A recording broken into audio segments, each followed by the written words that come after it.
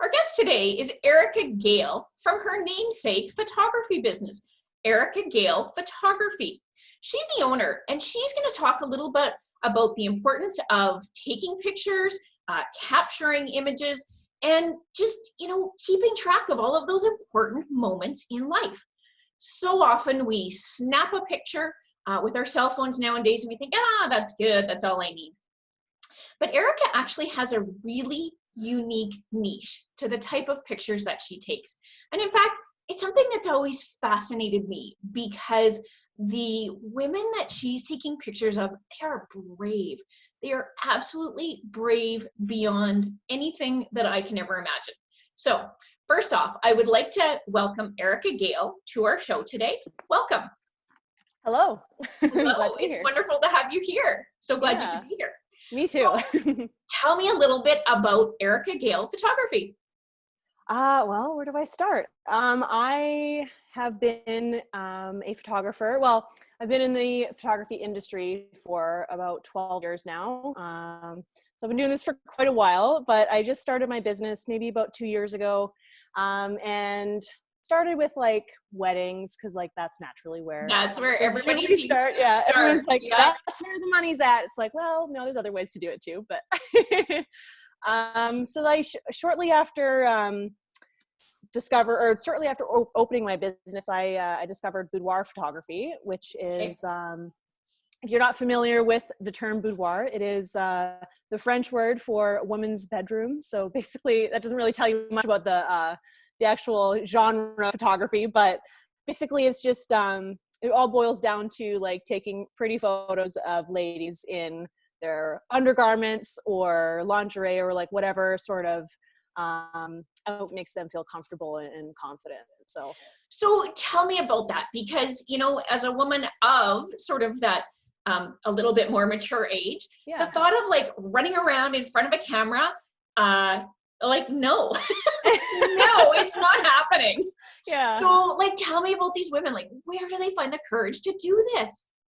Well, see, that's a funny question actually, because like a lot of people, because I post a lot, on Facebook and stuff, and a lot of people comment that like, oh, I wish I had her confidence, or I wish, I could do that sort of thing. But I feel like confidence is one of those things that comes from within. You don't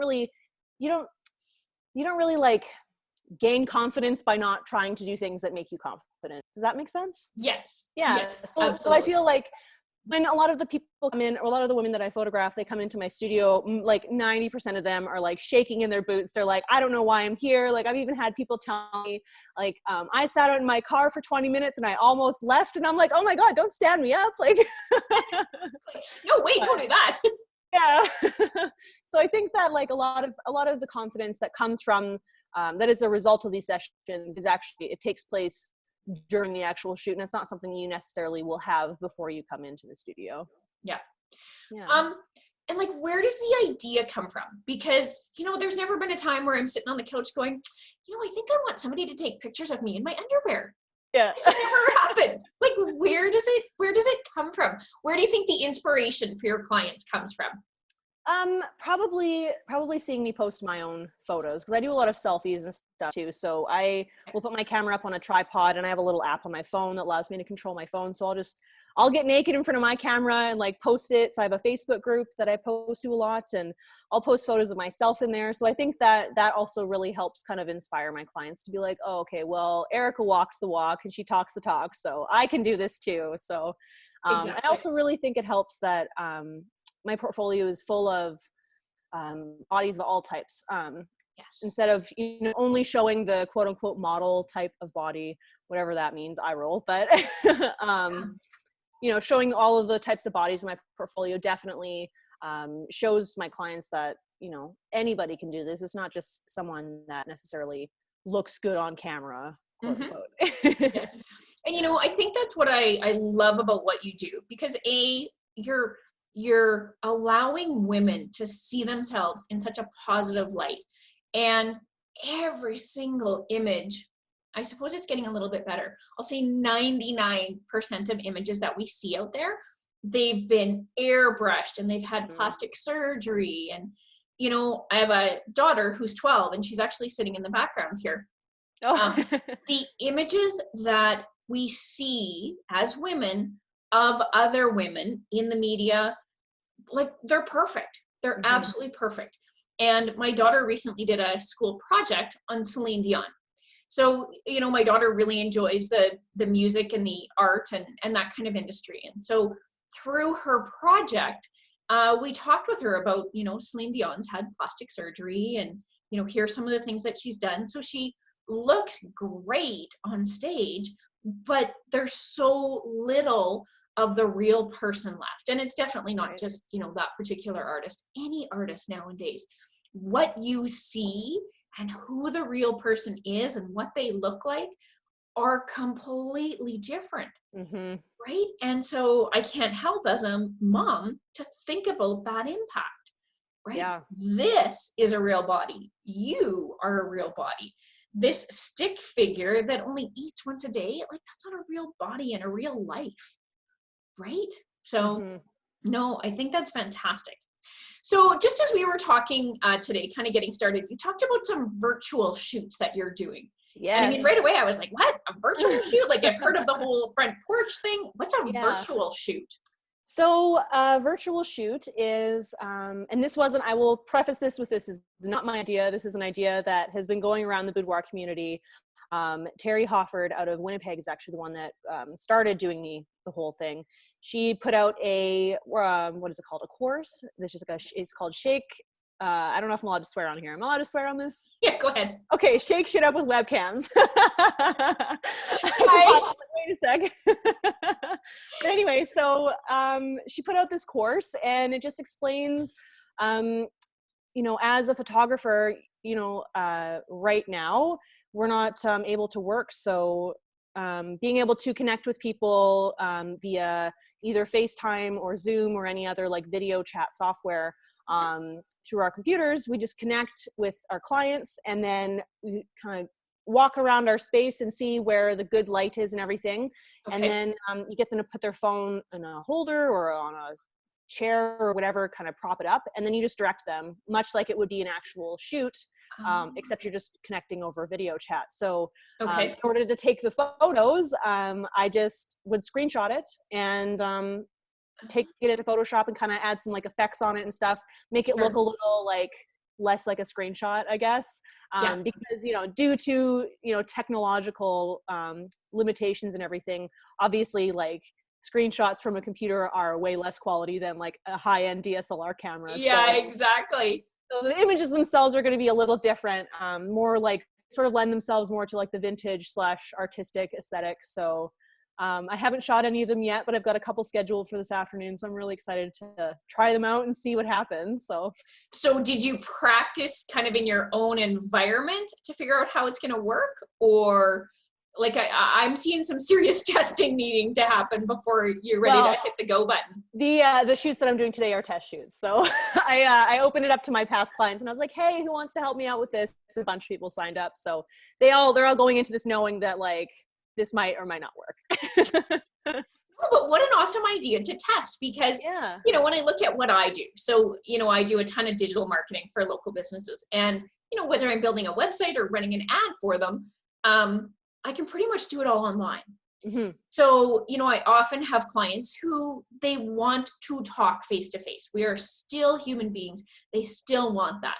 But, if we can't have in-person face to face, video is getting to be a really good next option. Yeah. And, I find when I'm particular with my clients about, let's meet online. It's only going to take, half an hour, 45 minutes.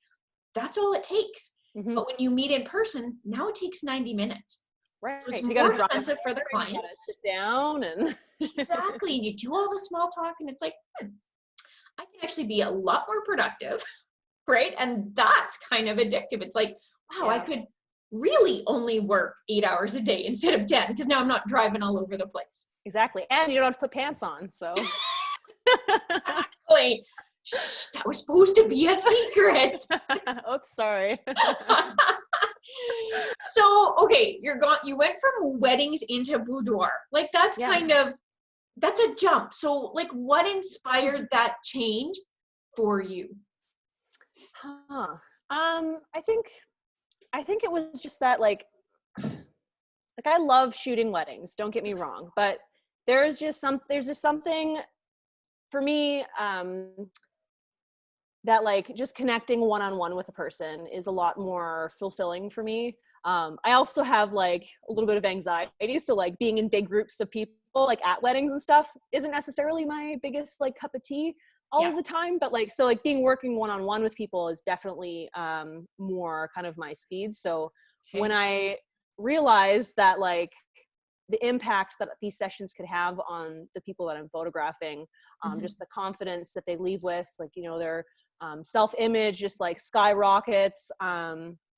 I have like a little spot in my studio here where after every session they write down something that they love about themselves. So just like seeing all of that stuff just kind of coming together, it's I don't know, it made me rethink kind of the direction I was taking with my business. And I'm like, well, but I could just do this all the time and, Mhm. well, never leave my house because I have a home studio, so I don't have to leave the house. Yeah. All my clients come to me. I don't have to worry about the weather because I'm shooting indoors all the time. So I don't know. To me, it was just kind of like a no-brainer to like shift my business in this direction. Yeah. I think it's mostly though because like I just find it like super fulfilling. Like every time a client leaves, I have this biggest grin on my face. I'm also tired and exhausted, of course. But, like I'm always so happy just because, you know, we always have such a good time in the studio. So Mhm. yeah. You know, and there's something to be said for having that home studio, controlling your environment. Like Hmm. you're the master of your own destiny in a Yeah. situation like that, right? And so that's kind of cool. And I've heard from other photographers like weddings are hard work. Yes. They're Yes. long days. Hmm. Um, they're working with a group of people who, you know, happy or sad, like you're kind of worked up the day of a wedding. You want everything to go perfect. So, you know, that's a tough clientele. Yeah. It's very emotionally draining. There's a thing that I guess ex-wedding photographers, but us wedding photographers will say is that the wedding hangovers the next day is the worst part of it because you're just so exhausted from being on for 12 hours and taking Mhm. photos and you're just sore and it literally feels like you were hungover, like you like drank like 6 bottles of wine the night before. So Yes, exactly. Well, and I suppose the other thing too that we haven't touched on, if you're a wedding photographer, that's a Saturday, Sunday gig, or maybe a Saturday only gig. yeah. There are very few like Monday 9 o'clock kind of weddings. Hmm. Right? Exactly. Exactly. Yeah, I remember back when we got married, we had a Friday night wedding. It was on the Hmm. long weekend, the Thanksgiving long weekend. And wow, did we ever create angst amongst people. And it was like, Really? we're having a small wedding. Absolutely, we want everybody to be able to get there. Maybe it was Saturday night, 7 o'clock, because we gave people the travel day. I Hmm. don't know there, but we did it at night. And oh gosh, yeah, we had so many people worked up about it. And it was like, okay, whatever. This is our day.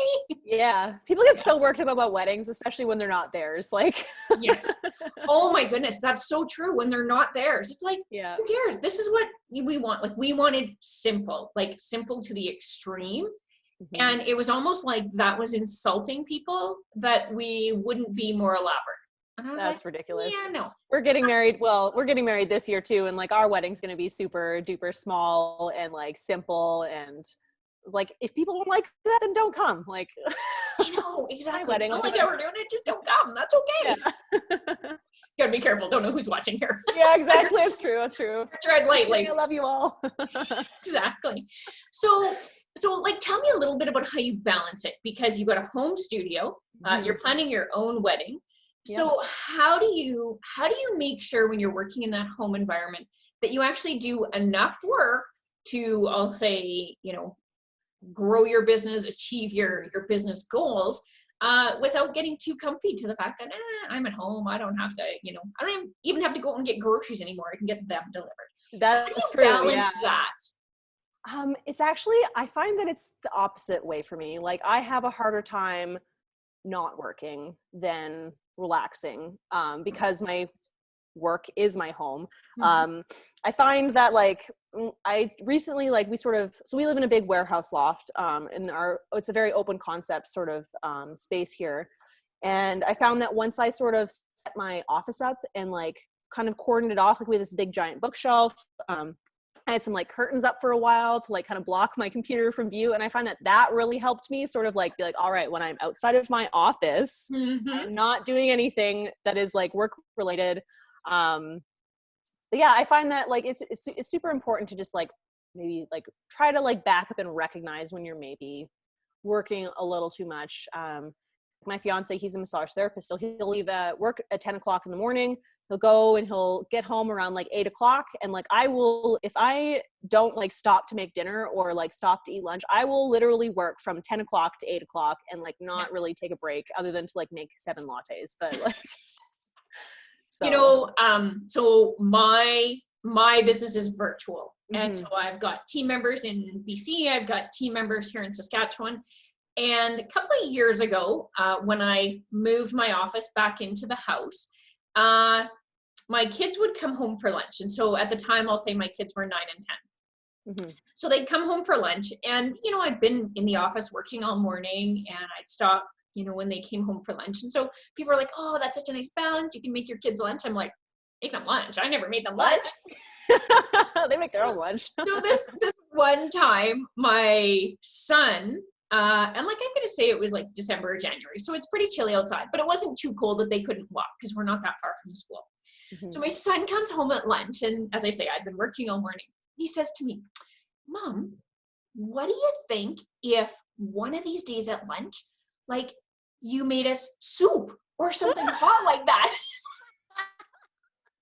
And I was like, okay, major parenting fail. My kid has to ask me to make a hot meal in the middle of the winter.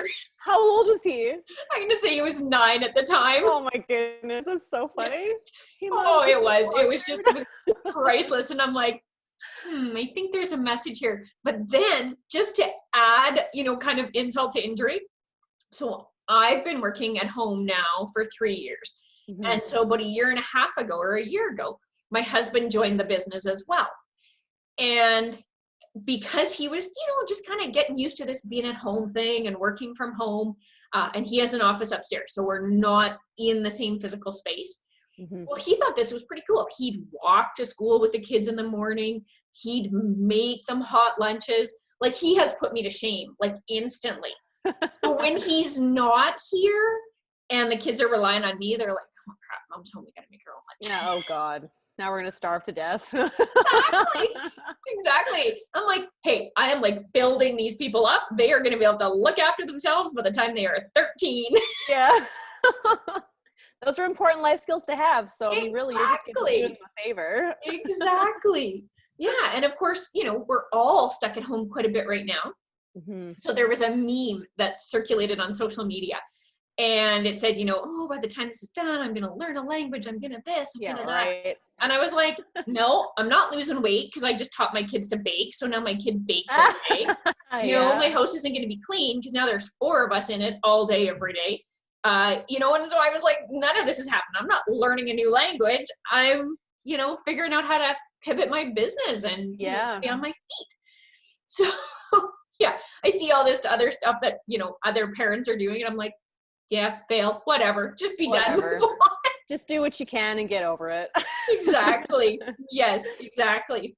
So, you know, in the last little while, there's been these porch sessions. And, you know, like, it's kind of cool. You see families on the porch and they're kind of dressed up. And yeah, it started during COVID and maybe it'll last after and maybe it won't. But so tell me about that. Like, should that be happening right now? Or like, what's your opinion? I have very strong opinions about the porch sessions, actually. They've been very polarizing in the photography community because there are some people that are, you know, doing it for charity, which is amazing. And some people are raising a lot of money for like the food bank and like other, you know, fundraising opportunities that people are missing out on right now. So that's great that, you know, people are raising money for these charities and everything. But at the same time, you know, you did mention COVID. We are currently all under stay-at-home orders or whatever the current situation is, like self-isolation. So me personally, I feel like by leaving the house to go and do these front porch sessions, you're sort of putting unnecessary risks on the families that are, you know, participating in these. Because, you know, especially if you are photographing clients that you've photographed before, like if you're a family photographer and you photograph this family 10 times in the last like 5 years, like the kids are going to know you. They might like love you. They might even like come and run up to you when you go to do these front porch sessions and give you a hug. Well, there goes the social distancing right there. Exactly. And now you've put that family at risk and they have put you at risk. So for right now, like, I don't think that people should be doing them. That is, of course, my opinion. But, you know, I don't think photography is an essential service as much as we want to think it is. It is not an essential service. So for folks to be going out and like doing these sessions right now, it just sort of, it's, I don't, and like, even there's the Professional Photographers of Canada, PPOC, they've even said like, hey guys, like don't do these sessions. Like we are saying as an association, stay home. You can do stuff from home. Like don't go out and put like your clients and stuff at risk. So yeah, me personally, I'm not a big fan of them, but like, I understand that, you know, some people are doing great things with them. So I'm trying to like stay away from that whole like thing. Well, and so I asked the question for a particular reason, because my opinion is kind of the same as yours. And I think that is a very polarizing opinion where there's a lot of photographers out there who think, oh, this is a great thing, let's go do it. I agree with you.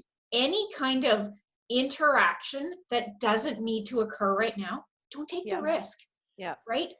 Or if you just have to have that family picture, set your phone up on a tripod with a 10-second like delay and run back and stand on we the all steps. have smartphones these days. There's no excuse. Exactly. And to me, it's almost like, I find they upset me mostly because like, even if you as a photographer are taking all the precautions and you are staying the 10 feet away or whatever distance it's supposed to be and nothing goes wrong, you're still setting that precedent for another less experienced photographer to go out and maybe not know that they need to stay away.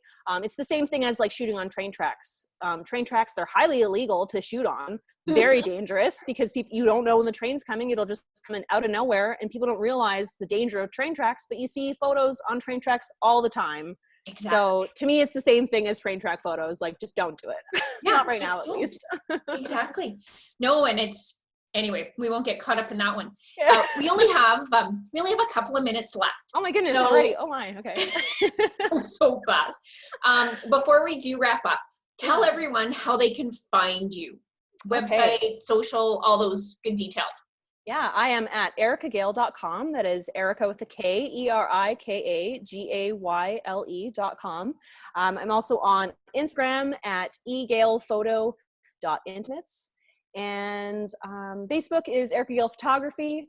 I have a Facebook community called Booty Babe Community by Erika Gayle Photography. If you search Booty Babe Community, it's BOUDIE. Babe Community. You should be able to find it. Request to join. It's a female identified, non-binary, welcoming space where it's positive and we're all like just cheer each other on and we're supporting each other through this time. I post a lot of client work in there too. So if you're interested in a session, that's the best way to see my most recent work is in that group and on Instagram too. So. Okay, that sounds awesome. And actually something you just said, men and women both do boudoir sessions. It's not just women, right? Yeah. So either gender is more than welcome. Okay. Well, in my group, I female identifying. So if you're trans or you identify as female, and non-binary. So if you don't identify as either, I don't accept men in my group. But okay, yeah, because they can be creeping for all the wrong reasons. Yeah, I mean, not all men, right? But you never know. Yes, and you have no way to know. Yeah, exactly. I used to have a women-only group, and the number of men that wanted in there, and I was like, yeah, no, not happening. It happens a lot. I decline a lot of requests, so I believe it. Awesome. All right. Well, we are out of time. So I would like to thank everyone for joining us today. Thank you, Erika, for coming and talking to us about, this acceptance around women and bodies and women and men. Everybody's different. And I think it's really important that we continue to reinforce the message that doesn't matter what your body looks like, your body is beautiful. And, you know, I wish as a teen those had been some of the messages that I heard more often. If anyone who's watching or listening today would like to be a guest on the show, you can email me at barb@googlegirl.ca, or just reach out on Facebook and Instagram at abovethefoldca. So just a reminder, you can submit your questions in advance of the live show on our Facebook page. I'm your host, Barb McGrath, local business owner and Google Girl. Remember, you worked hard for your success. Don't keep it a secret. Bye for now.